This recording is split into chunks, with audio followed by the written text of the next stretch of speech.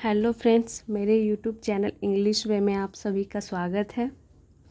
तो चलिए शुरू करते हैं आज की स्टोरी, जिसका टाइटल है हैंसेल एंड ग्रेटेल। तो हैंसेल एंड ग्रेटेल कौन थे, चलिए जानते हैं इस स्टोरी के जरिए। Once there lived two siblings, Hansel and Gretel. Once यानी कि एक बार, देयर लिव्ड यानी कि रहते थे। देयर यहाँ पे इंट्रोडक्टरी वर्ड है, इसका कोई मतलब नहीं है। सेंटेंस को पूरा करने के लिए यहाँ पे देयर का यूज किया गया है। देयर लिव्ड यानी कि रहते थे। दो सिबलिंग्स यानी कि दो सिबलिंग्स रहते थे। तो सिबलिंग यानी कि सगे भाई बहन को बोलते हैं सिबलिंग, चाहे वो भाई बहन हो या दो भाई हो, यानी कि सगे हो उसे सिबलिंग बोलते हैं। तो दो सिबलिंग्स हैंसेल एंड ग्रेटेल रहते थे। तो यहाँ पे कॉमा लगा के दिया गया है कि कौन दो सिबलिंग भाई बहन थे, तो हैंसेल एंड ग्रेटेल। और ये दो भाई बहन हैं क्योंकि यहाँ पे इस पिक्चर में देख सकते हैं एक भाई है और एक बहन है।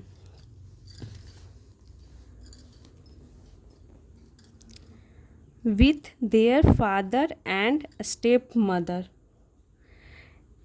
विथ देयर फादर यानी कि अपने पिता के साथ, और स्टेप मदर यानी कि सौतेली माँ के साथ। The step mother did not like the children, यानी जो स्टेप मदर थी सौतेली माँ, did not like the children यानी वो उन बच्चों को नहीं पसंद करती थी। डिड नॉट लाइक यानी नहीं पसंद करती थी। इसीलिए वन डे एक दिन, she asked her husband to leave Hansel. तो वो बच्चों को नहीं पसंद करती थी, इसीलिए एक दिन शी आस्क्ड हर हस्बैंड यानी कि उसने अपने पति से कहा। तो यहाँ पे आस्क्ड का मतलब पूछने से नहीं है, यहाँ पे आस्क्ड का मतलब हो गया कुछ करने के लिए, कहने के लिए भी हम आस्क्ड का यूज करते हैं। शी आस्क्ड, तो आस्क्ड की सेकेंड फॉर्म आस्क्ड हो गई।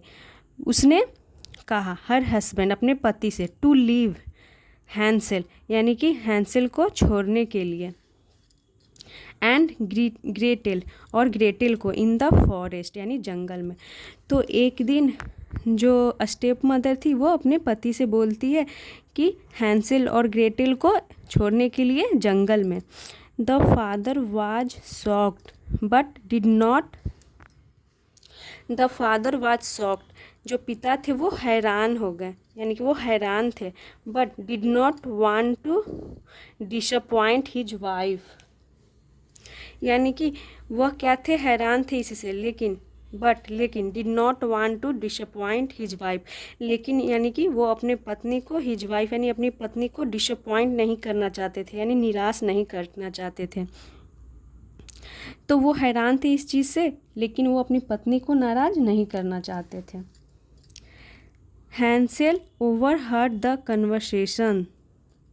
कन्वर्सेशन यानी जो हैंसेल थी उसने ओवरहर्ड यानी कि उसने सुन ली, द कन्वर्सेशन यानी बातचीत को, यानी जो बातचीत हो रही थी उसके स्टेप मदर और फादर के साथ, तो उसने बातों को सुन ली। ओवरहर्ड का मतलब हो गया जब कोई बात कर रहे हैं तो गुपचुप तरीके से उनकी बातों को सुन लेना, तो उसे ओवरहर्ड बोलते हैं। तो उनकी बातों को यानी कन्वर्सेशन को वो सुन ली। इसीलिए as the father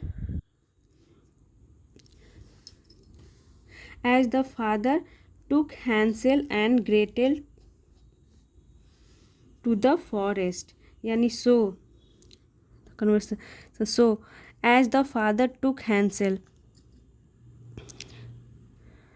and Gretel to the forest, का मतलब हो गया इसीलिए as the father took Hansel and Gretel, यानी कि जब पिता took यानी ले गए, टेक की सेकेंड फॉर्म टुक हो गई, हैंसेल एंड ग्रेटेल को टू द फॉरेस्ट यानी जंगल ले गए।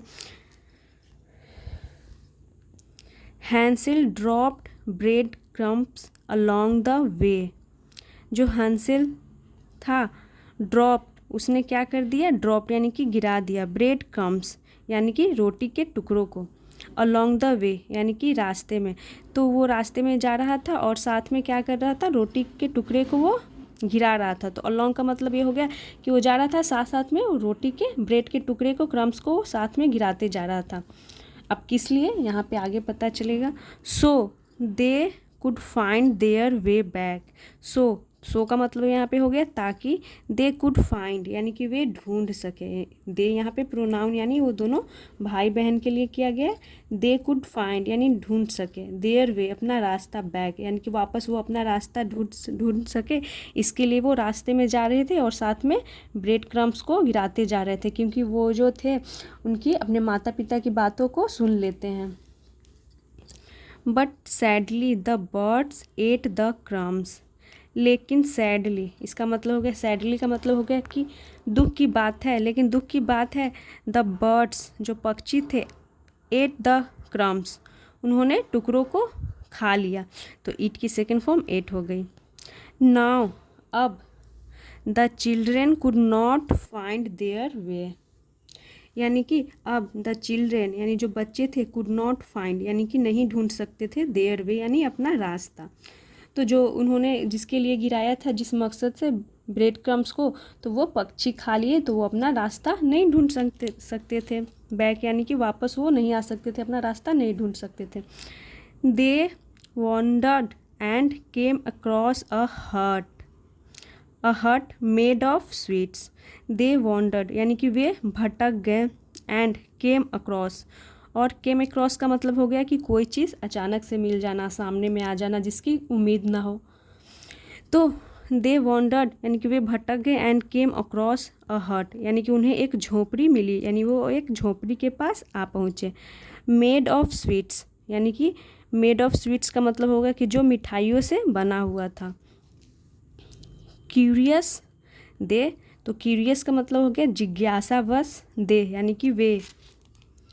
एंटर्ड द हट यानी कि जिज्ञासावश वो उस झोपड़ी में, हट में एंटर कर गए यानी प्रवेश कर गए। तो उन्होंने जब वो भटक गए तो भटकते भटकते उन्हें एक क्या मिला, एक झोपड़ी मिला जो मिठाइयों से बना हुआ था। तो जिज्ञासावश जानने के लिए कि क्या है क्या नहीं, वो उस झोपड़ी में घुस गए। And eight many sweets, and eight many sweets इसका मतलब हो गया कि और एट यानी कि खाए, मेनी स्वीट्स यानी बहुत सारे मिठाइयों को उन्होंने खाया। एज देवर हंग्री, एज क्योंकि देवर हंग्री क्योंकि वो भूखे थे, इसीलिए उन्होंने बहुत सारे मिठाइयों को खाया। Unknown to them the hut belong to a witch. Unknown to them का मतलब हो गया कि वे अनजान थे, उन्हें पता नहीं था। द हट यानी कि वह झोपड़ी, बिलोंग टू अ विच यानी कि वो जो झोपड़ी था वो किससे बिलोंग था, तो एक विच से, यानी कि वो झोपड़ी एक चुड़ैल की थी, एक चुड़ैल से संबंधित थी। तो बिलोंग के साथ टू प्रीपोजिशन होता है, यानी कि वो उन्हें नहीं पता था, वो अज्ञात थे कि वो जो झोपड़ी है वो एक चुड़ैल की थी। She caught the children and imprisoned them.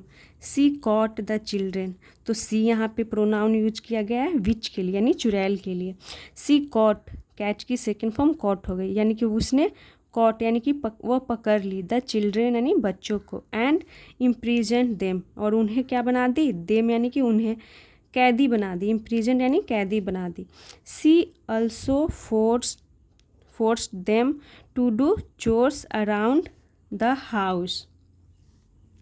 She also forced them यानी कि वे, यानी कि चुड़ैल की बात हो रही है यहाँ पे, वे उन्हें क्या करती थी, देम यानी उन्हें फोर्स्ड करती थी, यानी उन पे दबाव डालती थी, मजबूर करती थी, मजबूर भी करती थी। टू डू यानी करने के लिए, चोर्स, या चोर्स का मतलब होता है घर के कामों को चोर्स बोलते हैं।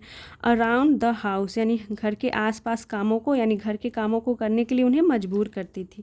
वन डे एक दिन, सी डिसाइडेड यानी कि उसने तय किया, यानी कि सी यानी उस विच ने, टू ईट यानी खाने के लिए, द चिल्ड्रन यानी बच्चों को। तो एक दिन उस विच ने बच्चों को खाने के लिए डिसाइड करती है। सो सी प्रिपेयर द अवन, इसीलिए, सो यानी इसीलिए, सी प्रिपेयर द अवन यानी कि वो प्रिपेयर्ड करती है यानी तैयार करती है, द अवन यानी कि अवन को। तो यहाँ पे अवन होता है, इसकी हिंदी अवन की हिंदी होती ओवन, यानी कि उसने अवन को तैयार की एंड टोल्ड ग्रेटेल, और ग्रेटेल से वो बोली to lie down so she could push her in the oven. तो वो तैयार की अवन को और उसके बाद ग्रेटेल से वो बोली टू लाई डाउन यानी कि लेट जाने के लिए। सो का मतलब यहाँ हो गया ताकि, सी कुड पुश हर ताकि उसे पुश कर सके यानी धक्का दे सके, इन द अवन यानी कि अवन में उसे ढकेल सके, धक्का दे सके।